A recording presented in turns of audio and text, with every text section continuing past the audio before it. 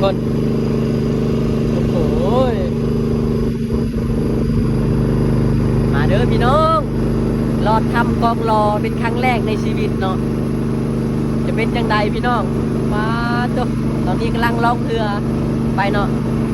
นี่กำลังนั่งเรือไปล่องตามสายน้ำ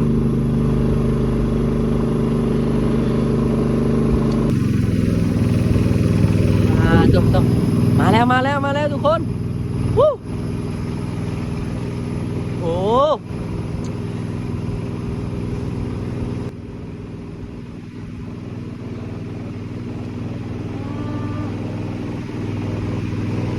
ทุกคนเลย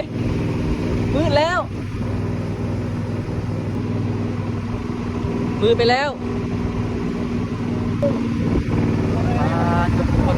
มืดคักเลยจนเห็นยังเลยเนาะถ้าบ่ได้เอาไปทรายมาโอ้ไปทรายก็คือมายังมืดนี่ว้าวทุกคน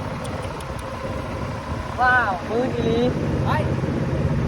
จับเรือเลยโดยผมนักเก็บจับเรือเด้อทุกคนโอ้สอนแล้ววันนี้โอ้